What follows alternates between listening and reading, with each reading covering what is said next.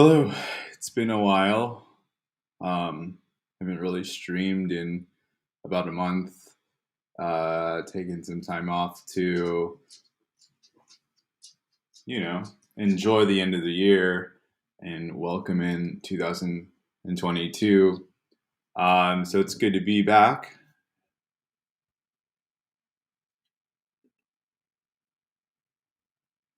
Les Bones, how's it going? It's good to be back live. This is going to be a really short stream. I've been wanting to go live, but just it's been kind of busy. And I'm not really sure, um, you know, what to talk about and all that. So much going on. It's honestly really difficult. I feel like to find things to talk about. Um, so this is going to be short. Going to talk about a couple stories related to kind of a common theme lately, which is, um, I guess, socialist jabs, and probably what I think is bio warfare, which was just started by the United States, in my opinion. But I'm going to go on first just to talk about. Uh, Hello, Janine. I don't know. I'm not sure if that's how you pronounce your name, Janine Layla.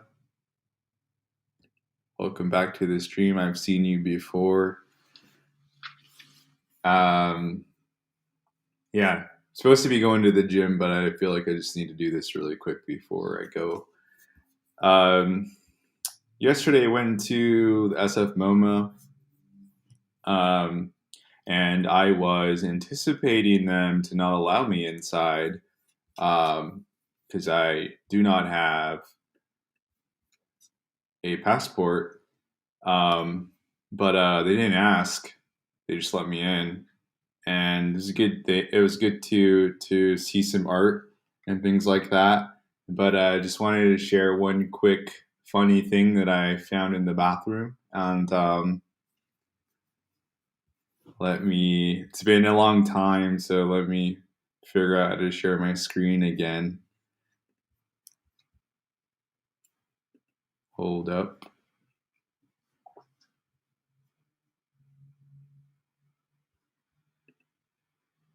Mm, here we go. So found this sticker at the SF MoMA, the San Francisco Museum of Modern Art. Um, they didn't check for Vax passports, and this was the mood in the restroom. So this is a toilet. I don't know whose pee that was. I just walked into the toilet and saw the stickers, but the SF MoMA sticker says "Slow the spread, close the lid to prevent airborne coronavirus." Apparently, the MoMA in San Francisco believes that uh, I guess you can catch COVID from from whatever you put in the toilet or something like that.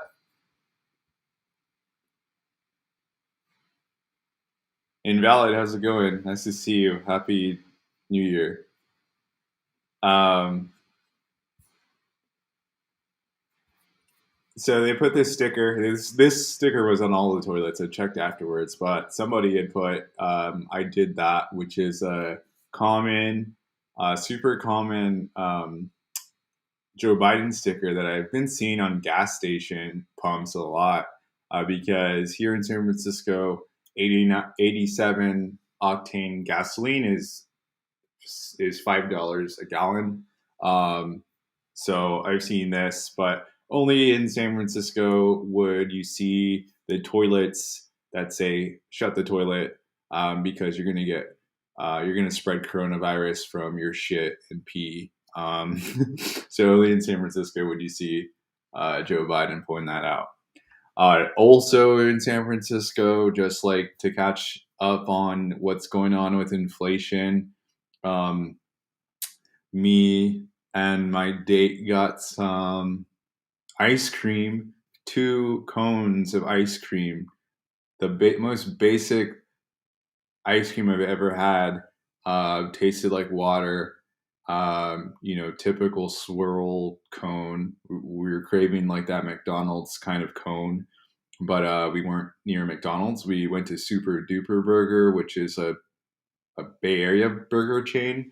But 2 cones of ice cream came out to almost $9. So what the heck is that about? And I can't believe we paid $9 for 2 cones of ice cream that we enjoyed in like 2 minutes. It's insane what's going on with inflation, and just like markups. There's so many service fees. Like, didn't even get a receipt, but there's a bunch of fees and stuff related to getting an ice cream cone in San Francisco. But let's go into the first story real quick. Or been blabbing a little, but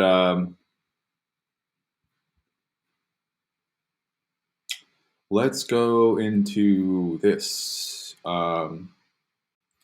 So Japan did place 3 deficits under COVID quasi-emergency, Tally climbs.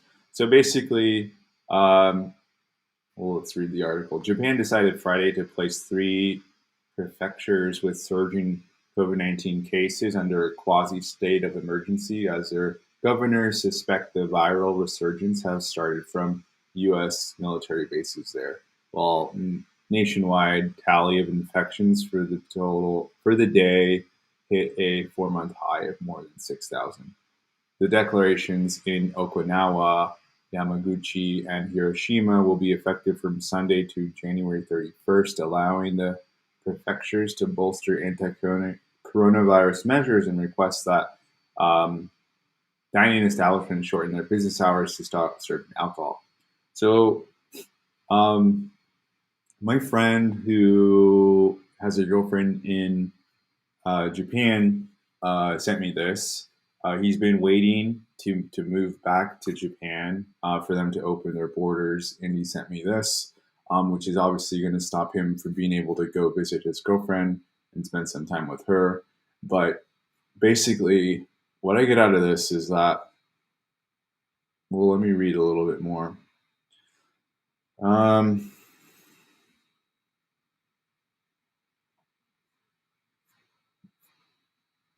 This is a lot of stuff too. This is the website if you want to go and read this article on your own. Kyoto News, english.kyotonews.net. You can find this article. I saw it on Redstream's Instagram today also. But basically, there's been an outbreak in U.S. military bases for coronavirus, and soldiers are going to the public and starting a surge in Japan. Now, Japan has been doing pretty good. They've been relaxing their COVID measures. They use ivermectin. They've approved the use of ivermectin, and coronavirus has been going down steadily, cases of it. And now there's a surge due to U.S. military who are infecting people. I think that's, in my opinion, a little like biological warfare.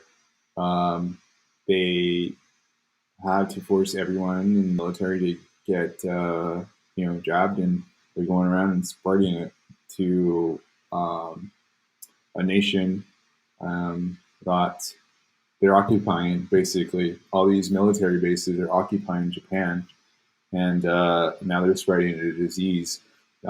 So I have this feeling, or I have this idea that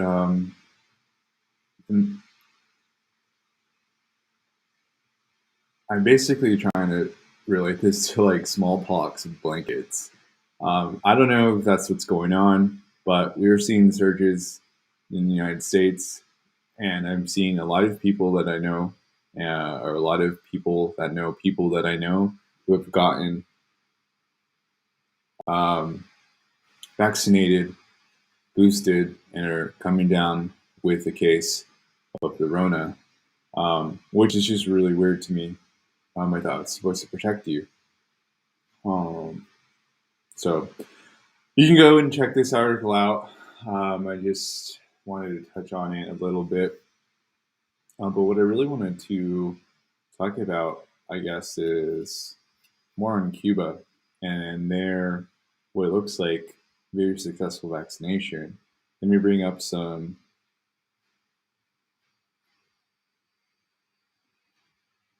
data from the World Health Organization. So I think my last stream, I touched on how Cuba was about to open its borders and they vaccinated without mandates. Most of their population has gotten, I think, like 98% of the population in Cuba has gotten at least one dose of their vaccine. I think it's 70%. This was data from like a month ago now. Like 70% have been full or got double vaccinated, the full regimen for their vaccines. But the case numbers have been going down with tourism that's been increasing. So they have people going to Cuba from other countries, from Western countries that are vaccinated and have tested negative to enter the country. But unlike here in the United States, where we're seeing last Monday was 1 million cases of coronavirus, or 1 million cases confirmed, I believe, last Monday. And we have Cuba, since its opening of the borders on November 15th. Let me see the date here. So 348 confirmed cases in Cuba. November 15th, that's when it opened up its borders to tourism. And we've seen that declining, steadily declining. Look at this. Declining, declining, declining, declining. Here's Christmas. This was supposed to be dark winter in the United States. This is when everyone was getting infected. We saw a surge here in the United States. We do see a little bit of urge in the beginning of the year in Cuba. Confirmed cases it means you tested positive. It doesn't mean you're sick or you're dying or anything. But common cold, I would say. So we are seeing a rise, but not as much as what we're seeing here in the United States. 1 million confirmed cases in one day, like I mentioned, that's crazy. And we have vaccinations here, and 70% of the population, I believe, in the United States is fully vaccinated or double jabbed. I don't think there's such thing as fully vaccinated anymore.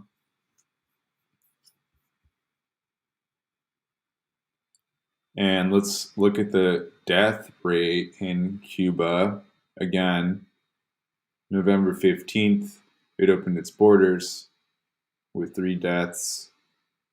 That has kind of been going down, trending really low. 4 deaths, 1 death, 0 deaths, weeks of 0 deaths. If you look at these numbers, it seems as though the Cuban vaccination is doing what it's supposed to do.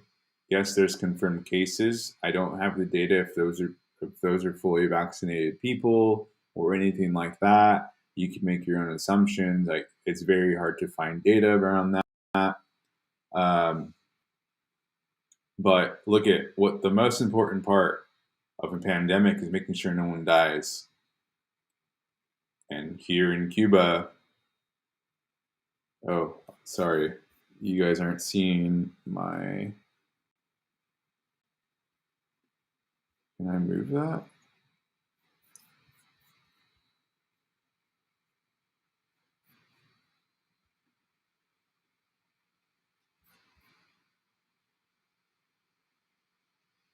Invalid says Cuba definitely has a better medical establishment than the U.S. does.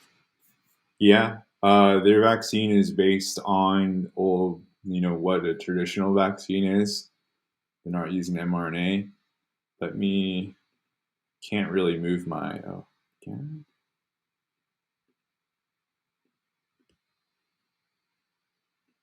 I move this around?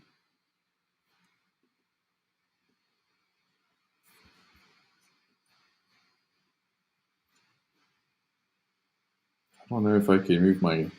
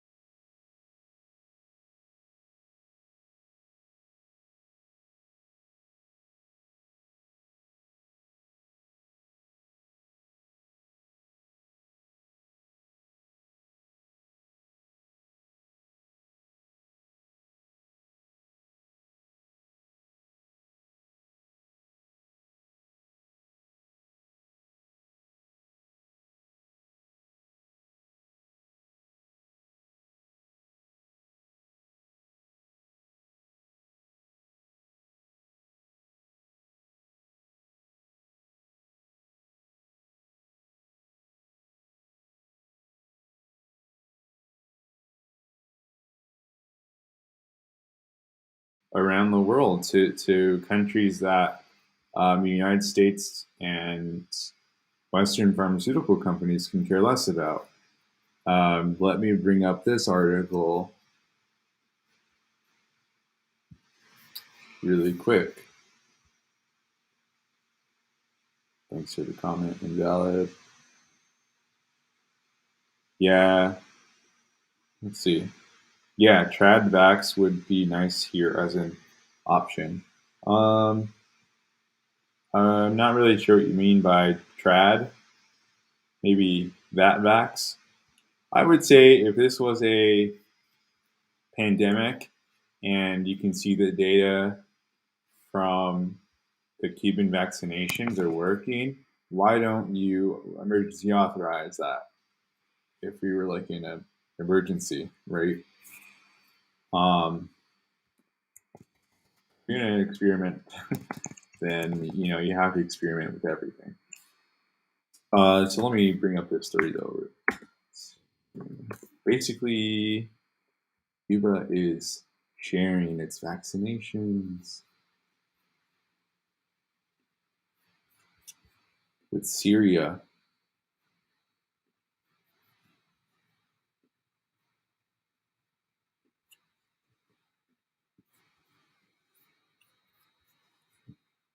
Cuba donates homegrown COVID-19 vaccines to Syria. The Cuban government on Friday donated some 24,000 doses of homegrown COVID-19 vaccines to Syria to help fight its pandemic. attending a donation ceremony at Jose Marti International Airport here. Ana Teresita Gonzalez, Cuba's first deputy minister of foreign trade and investment, said the past 2 years have once again demonstrated the importance of multilateralism, solidarity, and international cooperation in tackling global challenges. The emergence of new variants of the virus and the unequal distribution of vaccines will make it more difficult for the world to recover in the immediate future from social and economic damage caused by the COVID-19 pandemic, she said. Syrian ambassador to Cuba, Idris Maya, also attended the ceremony, thanked Cuban authorities for the donation, saying, "I want to express my deep gratitude to all Cuban scientists, doctors, and experts who have delivered vaccines for Cuba and the humankind alike."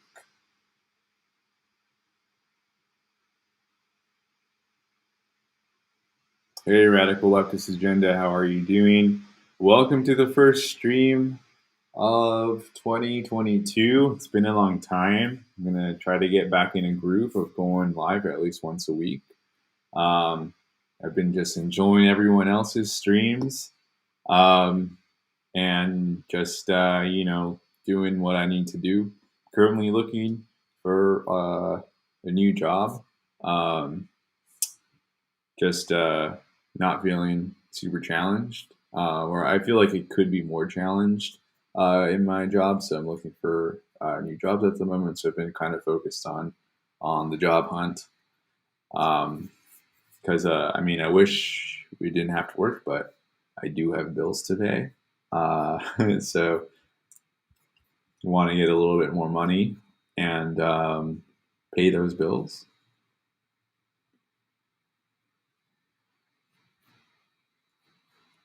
All right. So that's basically what I wanted to talk about. U.S.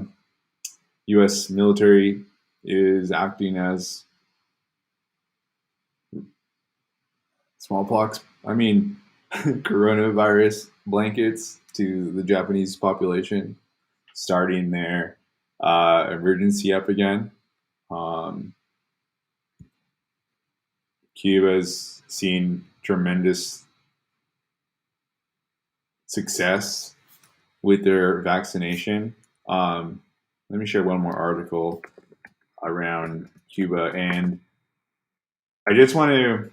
I think why it's so important that I think we talk about Cuban vaccine success is that it's an island population and has zero access to other Western vaccines, and it's seen a decline in coronavirus. And I think it's an excellent sample to see that the socialist vaccines are working as we all want them to, as vaccines should be doing, and stopping the spread and stopping transmission. Compared to what we're seeing here in the United States, where there's again, a huge pandemic continues.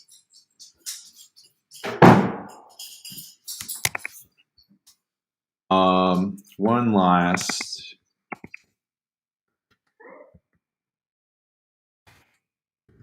last article about Cuba, and I promise I will end the stream there.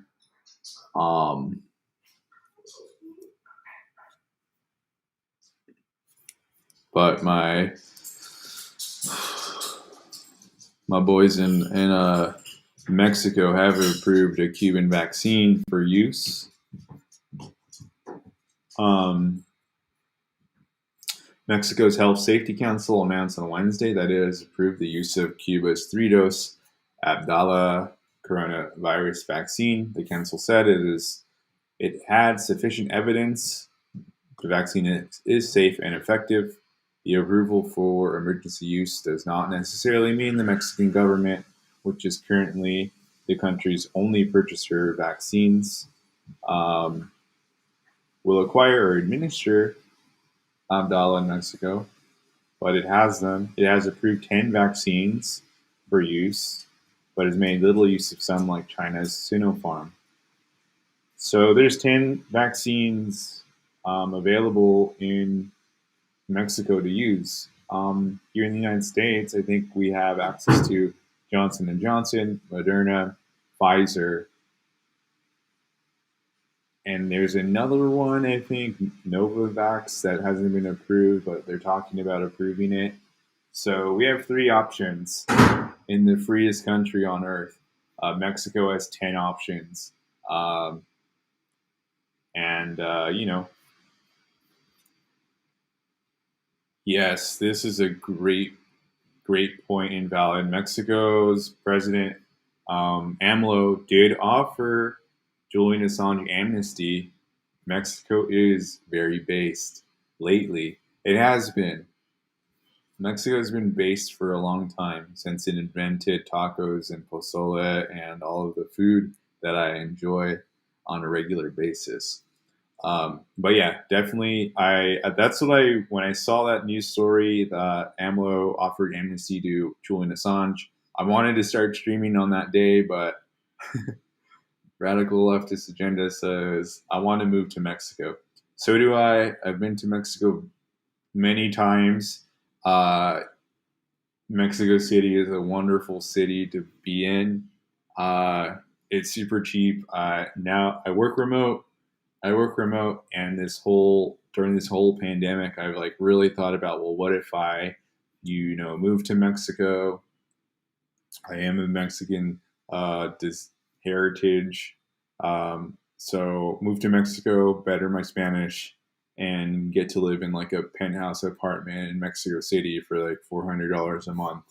Would be pretty based. But what I've heard is that unless you are a Mexican citizen, you cannot get access to any of the vaccines there. That's what I've heard. I don't know if that's true or not, but whatever. They're not mandating the vaccines in Mexico. You get it if you feel like it, which I think is everyone. Most people, I think, agree that mandates aren't the thing. Colin, how's it going, man? Haven't seen you in a while. Thanks for dropping into this stream. I'm about to cut it short right now. I'm gonna head to the gym. I'm gonna do a banner drop on my way. I have a couple signs in mind.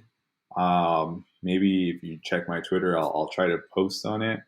But I haven't done a banner drop in a while, and I have a couple signs in my car. Went to Well, let me do a little side story before I depart. But I went to Seattle, and I want to do a stream about this because I thought it was very weird and very Great Reset like being in Seattle. Uh, but on my way up there, I brought a bunch of banners to put all sorts of messages: free Assange, leftists against mandates, all these kinds of signs that I have written. Let me really quickly go. I don't have any signs here. They're all actually in my car. But what was I going to say about Seattle? Yeah, on my way up there, I was going to be banner dropping up all along the 5 freeway. The 5 freeway, if you're from LA or from California, you know what the 5 is. But it goes all the way, it starts in San Diego and it goes all the way to Vancouver. I think it goes to Vancouver. It at least goes to the border of Canada. But my what I wanted to do was banner drop all these signs up on the 5, but went for New Year's and there was like a snowstorm, a sleet storm. It was raining like crazy, so I didn't want to waste the signs and get those all running and things like that. But I think that's it. Do want to thank you guys for joining the stream. Again, I've taken like a month off from any streaming. I have a bunch of stories that I want to do, but it's really hard to be honest. I There's so much to talk about. I don't know what to talk about. and I have some ideas of other things I want to do besides just reading the news, that I find. But we'll see. 2020. Let's hope it's all good for everyone. I hope 2020 has been good so far for everyone else in the chat. Anyone that sees this broadcast. But yeah, thank you. Happy Sunday. Good luck to your week. I hope it's a great week. And I'm going to try to stream again in the next few days, hopefully Thursday, but we'll see. I'm trying to plan for Thursday to go live. So thank you guys and have a good Sunday.